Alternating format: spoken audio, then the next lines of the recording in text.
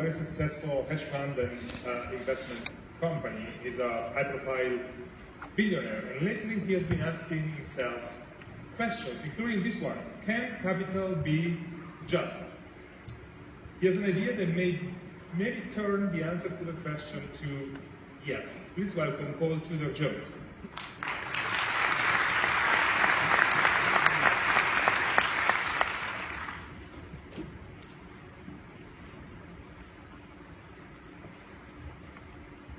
This is a story about capitalism. It's a system I love because of the successes and opportunities it's afforded me and millions of others. I started in my 20s trading commodities, cotton in particular, in the pits. And if there was ever a free market free-for-all, this was it, where men wearing ties but acting like gladiators fought literally and physically for a profit. Now, fortunately, I was good enough that by the time I was 30, I was able to move into the upstairs world of money management, where I spent the next 3 decades as a global macro trader. And over that time, I've seen a lot of crazy things in the markets, and I've traded a lot of crazy manias. And unfortunately, I'm sad to report that right now we might be in the grips of one of the most disastrous, certainly, of my career. And one consistent takeaway is manias never end well. Now, over the past 50 years, we as a society have come to view our companies and corporations in a very narrow, almost monomaniacal fashion with regard to how we value them. And we have put so much emphasis on profits, our short-term quarterly earnings and share prices, at the exclusion of all else. It's like we've ripped the humanity out of our companies.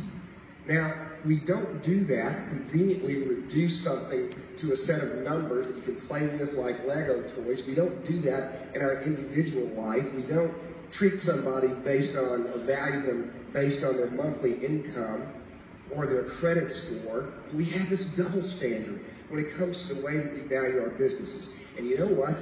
It's threatening the very underpinnings of our society. And here's how you'll see. This chart is corporate profit margins going back 40 years as a percentage of revenues. You can see that we're at a 40-year high of 12.5%. Now, hooray if you're a shareholder, but if you're the other side of that, and you're the average American worker, then you can see it's not such a good thing.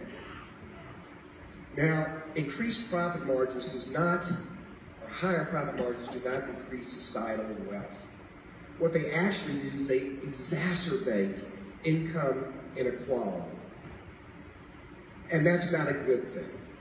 But intuitively, that makes sense, right? Because if the top 10% of American families own 90% of the stocks, as they take a greater share of corporate profits, then there's less wealth left for the rest of society. Again, income inequality is not a good thing. This next chart, made by the Equality Trust, shows 21 countries from Austria to Japan to New Zealand. On the horizontal axis is income inequality. The further to the right you go, the greater the income inequality. On the vertical axis are non-social and health metrics. The more you go up that, the worse the problems are. And those metrics include life expectancy, teenage pregnancy, literacy, social mobility, just to name a few. Now, those of you in the audience who are Americans may wonder, well, where does the United States rank? Where does it lie on that chart? And guess what? We're literally off the chart. Yes, that's us with the greatest income inequality and the greatest social problems according to those metrics. Now, here's a macro forecast that's easy to make, and that's that gap between the wealthiest and the poorest. It will get closed. History always does it. It typically happens in one of 3 ways, either through revolution, higher taxes, or wars. None of those are on my bucket list. Now, there's another way to do it, and that's by increasing justice in corporate behavior. But the way that we're operating right now, that would require a tremendous change in behavior. And like an addict trying to kick a habit. The first step is to acknowledge you have a problem.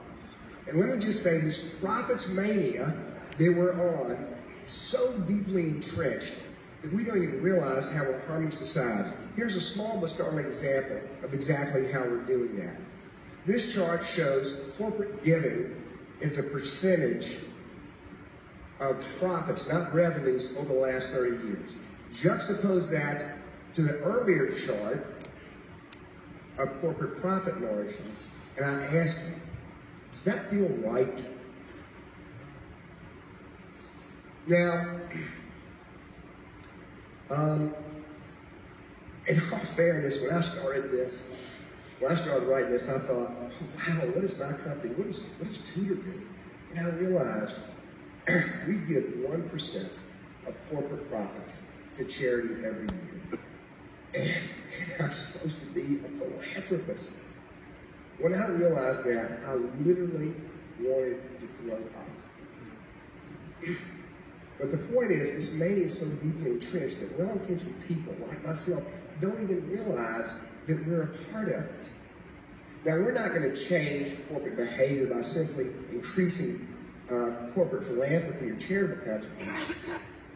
It's gonna, and oh, by the way, too, we've since quadrupled that.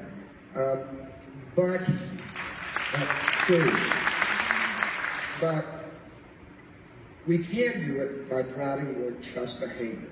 And one way to do it is actually trusting the system that got us here in the first place, and that's the free market system.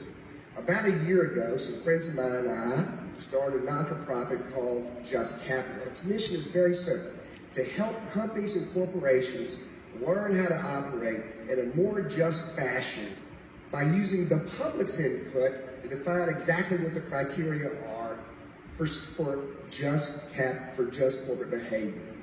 Now, right now, there's no widely accepted standard that a company or corporation can follow, and that's where Just Capital comes in. Because beginning this year and every year, we'll be conducting a nationwide survey of a representative sample of 20,000 Americans and find out exactly what they think are the criteria for justice in corporate behavior. And this is a model that's going to start in the United States but can be expanded anywhere around the globe. And maybe we'll find out that the most important thing for the public is that create living wage jobs, or make healthy products, or help, not harm the environment. At Just Capital, we don't know, and it's not for us to decide. We're but messengers. But we have 100% confidence and faith in the American public to get it right. So we'll release the findings this September for the first time, and then next year, we'll poll again, and we'll take the added step this time of ranking the 1,000 largest U.S. companies from number 1 to number 1,000 and everything in between. We're calling it the Just Index, and remember, we're an independent, not-for-profit with no bias, and we will be giving the American public a voice. And maybe over time, we'll find out that as people come to know which company is the most just, human and economic resources will be driven towards them, and they'll become the most prosperous and help our country be the most prosperous. Now, capitalism has been responsible for every major innovation that's made this world a more inspiring and wonderful place to live in. Capitalism has to be based on justice. Has to be. And now more than ever, with economic divisions growing wider every day, it's estimated that 47% of American workers can be displaced in the next 20 years. I'm not against progress. I want the driverless car and the jetpack, just like everyone else. But I'm pleading for recognition that with increased wealth and profits has to come greater corporate social responsibility.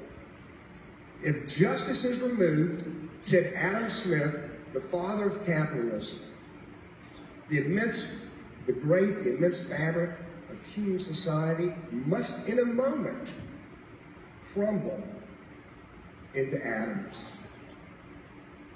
Now, when I was young, and there was a problem, my mama used to always sigh and shake her head and say, have mercy, have mercy.